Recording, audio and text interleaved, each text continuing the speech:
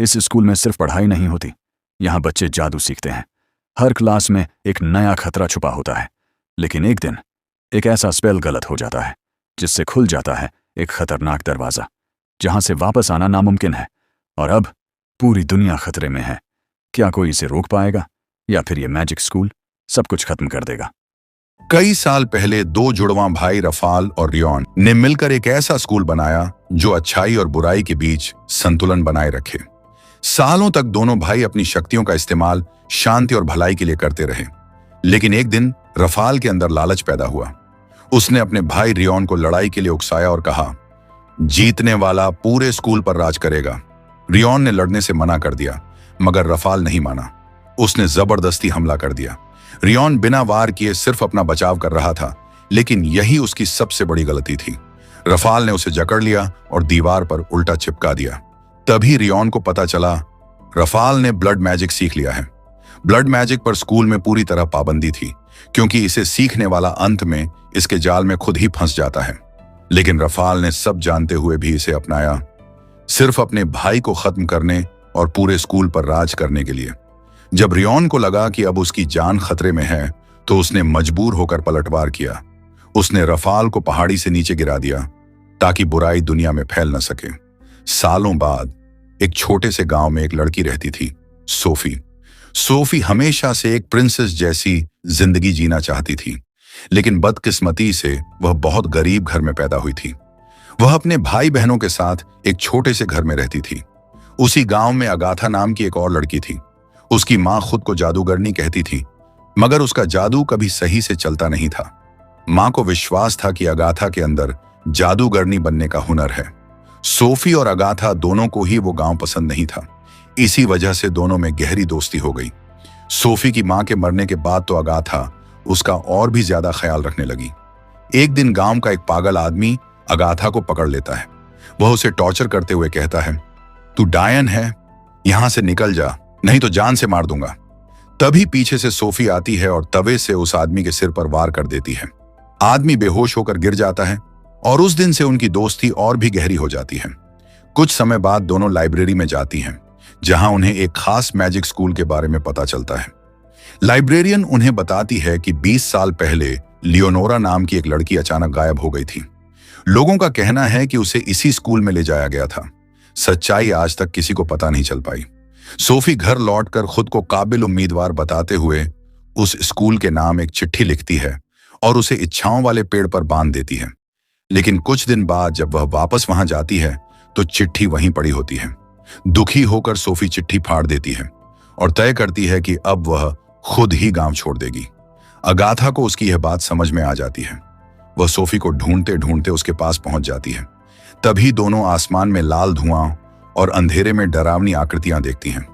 Sophie को एक परछाई पकड़ लेती है और कहीं ले जाने लगती है। सोफी डरने के बजाय खुश थी कि अब उसे गांव से छुटकारा मिल जाएगा।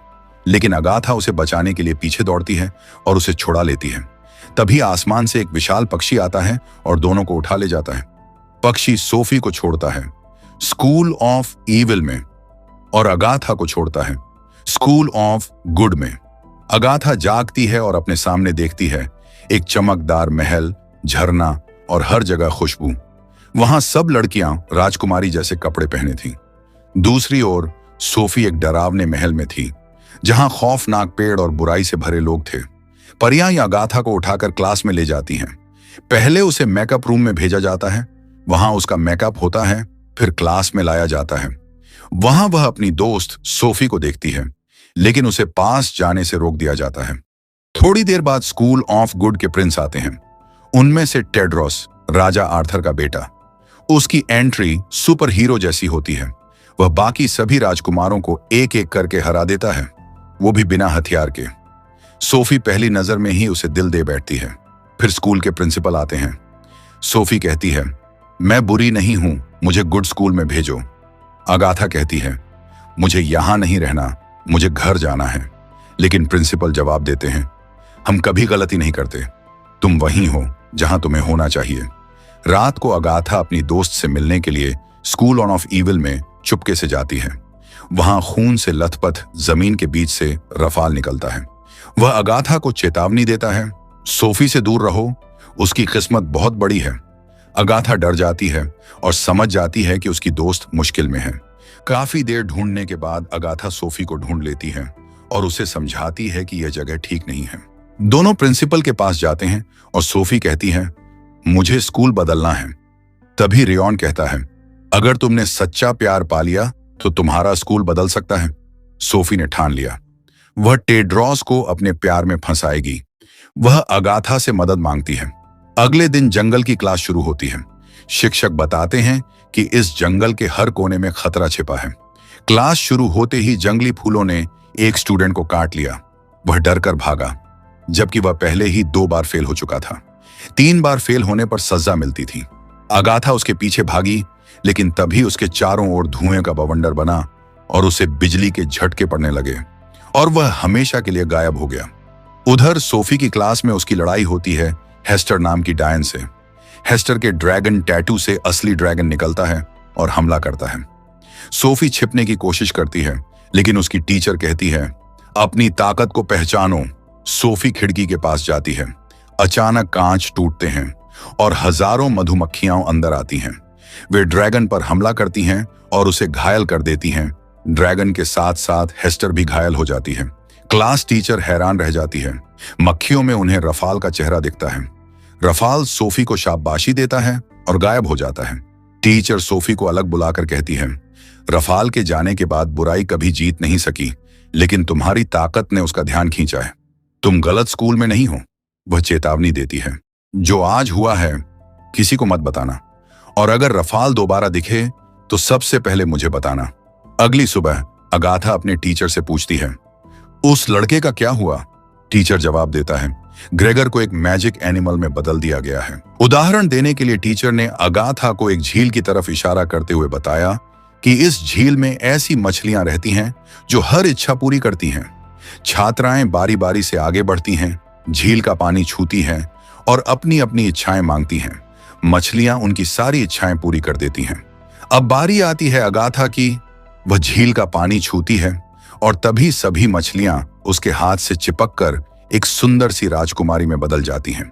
राजकुमारी अगाथा से कहती हैं, पिछले 100 सालों से मैं इस झील में सबकी इच्छाएं पूरी करती आई हूं, लेकिन पहली बार किसी ने मेरी आजादी की इच्छा की है। धन्यवाद। यह कहकर वह राजकुमारी वहां से गायब हो जाती है।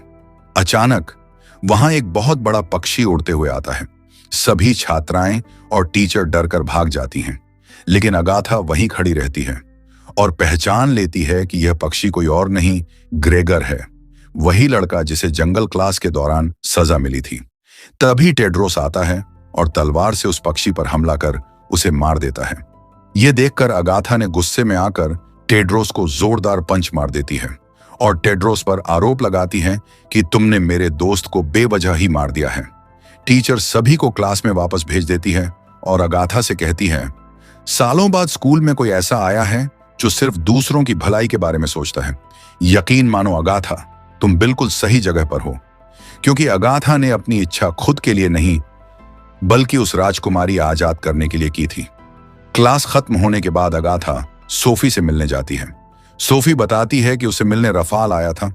तभी वहां टेड्रोस भी आता है, जिसकी आंख पर पंच का निशान होता है, अगाथा का मारा हुआ। यहीं पर सोफी पहली बार टेड्रोस से मिलती है। सोफी उससे बात करने ही वाली होती है कि अचानक एक गार्ड आता है और सोफी को खींचकर एक कमरे में ले जाता है और उसे एक कुर्सी से बांध देता है। वहां उसकी टीचर पहले से इंतजार कर रही होती है। टीचर एक कुल्हाड़ी उठाती है और सोफी के बाल काट देती है, ये कहते हुए, तेरी सुंदरता ही वजह है कि कोई तुझे बुरा नहीं मानता। सोफी बहुत दुखी हो जाती है। दोपहर को आईने के सामने अपने कटे बाल देखते हुए वह और ज्यादा टूट जाती है। तभी आईने में रफाल दिखाई देता है। वह कहता है, कोई तुम पर भरोसा नहीं करता सिवाय मेरे। मैं तुम्हें वो सब दूंगा जो तुम चाहोगी। तुम पहले से कहीं ज्यादा खूबसूरत बनोगी और इस पूरे स्कूल पर राज करोगी। सोफी उसकी बात मान लेती है। अगले दिन क्लासरूम में टीचर सभी स्टूडेंट्स से कहते हैं कि वे अपनी उंगली की चमक जगाएं, क्योंकि मैजिक तभी सक्रिय होगी। सभी कोशिश कर रहे होते हैं। तभी सोफी एक नए लुक में एंट्री करती है। वह सबसे आगे आकर अपनी उंगली की चमक जगा लेती है और बुराई वाली साइड में जाकर खड़ी हो जाती है। अगाथा यह देखकर सोचती है, सोफी को टेड्रोस के प्यार में डालना ही एक तरीका है, जिससे वह बुराई छोड़कर प्यार का रास्ता अपनाए। वह सोफी को तीरंदाजी की क्लास में भेजती है, जहां टेड्रोस निशाना लगा रहा था। अगाथा दूर से सोफी को गाइड करती है। सोफी सटीक निशाना लगाती है। टेड्रोस इंप्रेस हो जाता है और धीरे धीरे दोनों करीब आने लगते हैं, लेकिन उनकी नजदीकियां देखकर बाकी स्टूडेंट्स जलने लगते हैं। दोनों साइड्स भिड़ जाते हैं। लड़ाई रुकवाने के लिए टीचर आते हैं और सबको प्रिंसिपल के पास ले जाते हैं। प्रिंसिपल एक टास्क देते हैं, सोफी और टेड्रोस को मौत के जंगल में रात गुजारनी होगी। दोनों को एक दूसरे को ढूंढकर सुबह 7 में स्कूल लौटना होगा। उन्हें एक एक रुमाल भी दिया जाता है। अगर टास्क छोड़ना हो तो ये रुमाल गिरा देना, तुम सुरक्षित वापस लौट आओगे। दोनों टास्क स्वीकार कर लेते हैं। रात होती है। सोफी जंगल में भटकती हुई जंगली फूलों के बगीचे में पहुंचती है। फूल उस पर हमला कर देते हैं। वह किसी तरह वहां से भागती है और डरावने कद्दू के खेत में पहुंच जाती है। वहां कद्दू वाला भूत उस पर हमला करता है।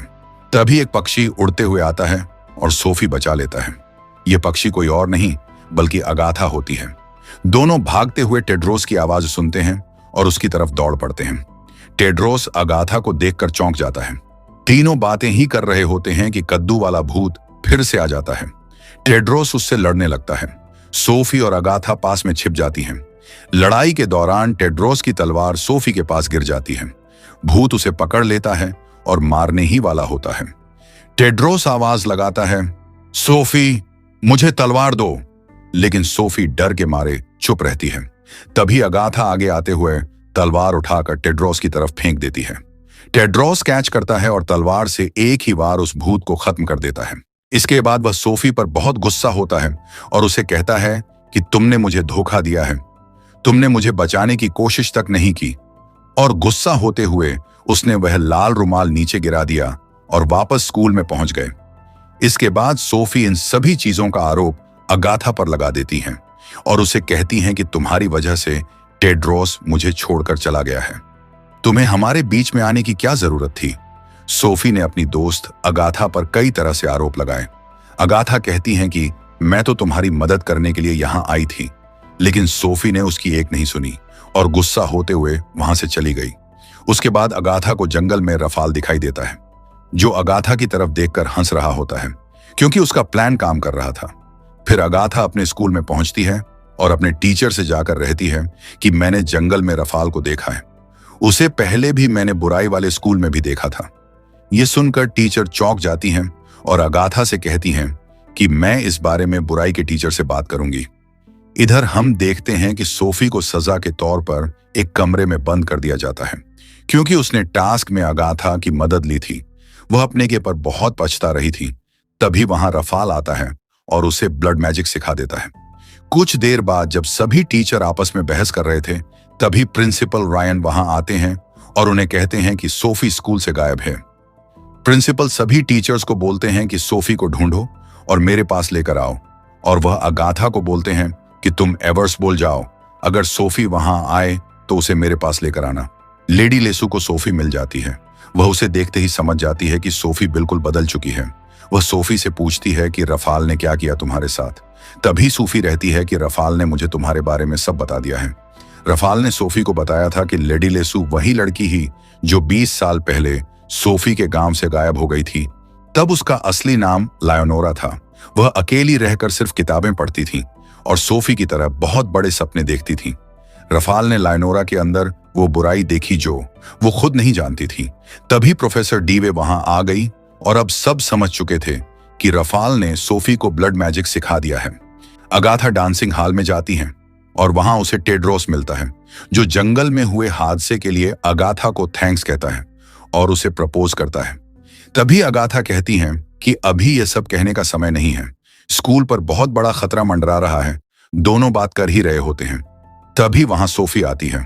सभी लोग उसके नए रूप को देखकर हैरान हो जाते हैं। सोफी अगाथा और टेड्रोस को पास में खड़ा देखकर बहुत हैरान होती है और वह महसूस करती है कि अगाथा उसे धोखा दे रही है। गुस्से में उसने अगाथा को धमकी भी दे दी कि मैं जल्द ही तुम्हें मार दूंगी। वहीं खड़े दूसरे राजकुमार अगाथा की मदद के लिए अपनी तलवार निकालकर उसके सामने खड़े हो जाते हैं। तभी सूफी अपने ब्लड मैजिक से सभी की तलवारें गर्म करके पिघला देती हैं और वहां से चली जाती है। अब सोफी इतनी पावरफुल बन गई थी कि उसने स्कूल के सभी टीचर्स और गार्डों को डॉल में बदल दिया था। तभी एड्रेस अपने बाकी साथियों को लेकर जंग के लिए निकलता है। इधर अगाथा परेशान हो रही थी कि जो लोग अच्छाई के रास्ते पर थे, अब वे हमला करेंगे तो वे सब बुरे बन जाएंगे। वह डिसाइड करती है कि अपने मैजिक से वह इस जंग को रोकेगी और वहां से पक्षी बनकर उड़ते हुए बुराई के स्कूल में पहुंच जाती है। वहां जाकर वह देखती है कि वहां तो सभी स्टूडेंट डांस कर रहे होते हैं। तभी वहां पीछे से टेड्रोस भी आ जाता है अपने बाकी साथियों के साथ और उन पर हमला कर देता है। सूफी अपनी उंगली के एक इशारे से सभी तीरों को फूलों में बदल देती है। टेड्रोस के पहले हमला करने के निर्णय से अच्छाई के स्कूल के सभी स्टूडेंट बुरे बन जाते हैं और बुराई के स्कूल के सभी स्टूडेंट अच्छे बन जाते हैं। यहां तक कि उनकी ड्रेस भी बदल जाती है और सोफी को भी अपना पुराना रूप मिल जाता है। अगाथा ने सोफी से कहा कि यह लड़ाई यहीं खत्म कर दो, इसे बढ़ाने की कोई जरूरत नहीं है। तभी सोफी ने अपनी उंगली के इशारे से दरवाजा बंद कर दिया। अब दोनों पक्षों के बीच में जबरदस्त लड़ाई होती है। दोनों तरफ से एक के बाद एक कई तरह के जादू से हमले किए जा रहे थे। अगाथा ने यह सब रोकने की कोशिश की, लेकिन सोफी ने उसे जादू से दूर फेंक दिया। बुरे लोग अच्छे लोगों पर हावी हो रहे थे। कुछ देर में सोफी एक पक्षी का रूप लेकर प्रिंसिपल रूम में चली जाती है, क्योंकि वह प्रिंसिपल रियान को मारना चाहती थी, पर हकीकत में रायन था ही नहीं। इतने सालों से रायन के रूप में रफाल ही प्रिंसिपल बना बैठा था। रफाल को पता था कि सोफी के पास बहुत ही खास शक्ति है, इसीलिए वो उसे गैव से उठाकर स्कूल में लाया था। सोफी उससे पूछती है कि तुमने अपने भाई का रूप बनाकर रहने का नाटक क्यों किया? इस पर रफाल ने बताया कि सालों पहले हम दोनों भाई अच्छाई और बुराई के प्रतीक बने हुए थे। जब तक हमारे बीच की दुश्मनी हमारे प्यार से ज्यादा ताकतवर नहीं होती है, तब तक हम मर नहीं सकते थे।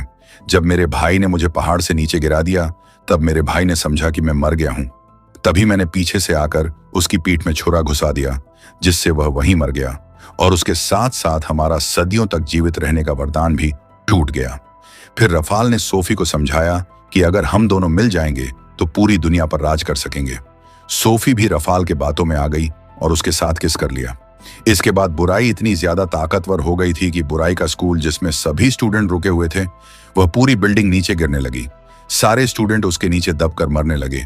ये सब देखकर सोफी को बहुत बुरा लगा और उसने रफाल से कहा कि मैं तो केवल सबके ऊपर राज करना चाहती थी, ना कि उनको मारना। वो सभी मेरे दोस्त हैं। लेकिन रफाल तो हर उस जीव को मिटा देना चाहता था जिसके पास किसी भी तरह की मैजिकल पावर्स हो, ताकि कोई उसका मुकाबला नहीं कर सके। अब सोफी को समझ में आ चुका कि रफाल के इरादे अच्छे नहीं हैं। ऐसे तो यह सबको खत्म कर देगा। वह उसे रोकने की कोशिश करती है, लेकिन कोई असर नहीं होता है। कुछ देर में अगाथा वहां आ जाती है, जिसे देख सोफी थोड़ी राहत की सांस लेती है और दौड़कर उसके गले लग जाती है और उसे कहती है, अच्छा है तुम्हें कुछ नहीं हुआ। यह देख रफाल ने अगाथा से कहा कि मेरी पत्नी से दूर हो जाओ। अगाथा ने कहा, सुन रफाल, जब तक मैं जिंदा हूं तब तक तू मेरी दोस्त को छू भी नहीं सकेगा। रफाल ने कहा, ठीक है, पहले मैं तुझे ही मार देता हूं। इतना कहकर उसने भविष्य लिखने वाली कलम से अगाथा पर वार किया। सोफी ने अगाथा को धक्का देकर खुद उस कलम के सामने खड़ी हो गई। कलम की नोक पर लगा चाकू सीधा जाकर सोफी के दिल में घुस जाता है। सोफी घायल होकर जमीन पर गिर पड़ी। सोफी के इस बलिदान के कारण सब कुछ पहले जैसा होने लगा। बुराई के स्कूल की बिल्डिंग जो तबाह हो गई थी, वह वापस पहले जैसी होने लगी। जो लोग उसमें दब गए थे, वह सही सलामत बाहर निकलने लगे। यह देखकर रफाल को बहुत गुस्सा आया। तभी वहां पर टेड्रोस भी पहुंच जाता है और उसने रफाल पर हमला कर दिया। लेकिन रफाल ने उंगली के एक इशारे से उसे वहीं पर रोक दिया और इतना जोर से फेंका कि वह चट्टान से टकरा गया। रफाल ने उसे दीवार पर चिपका दिया और अपने चाकू से उसे मारने ही वाला था कि तभी सोफी ने अपनी पूरी ताकत लगाकर जादू का उपयोग करके टेड्रोस तलवार को रफाल की तरफ फेंक दिया। रफाल को थोड़ी चोट लगी और तलवार हवा में ही सीधी जा रही थी। तभी अगाथा ने छलांग लगाकर तलवार को हवा में पड़कर उड़ते हुए रफाल पर हमला कर दिया। उसके एक ही बार से रफाल मर गया। अगाथा वापस दौड़कर अपनी दोस्त सोफी के पास जाती है।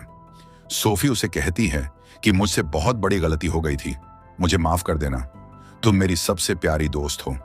I love you Agatha.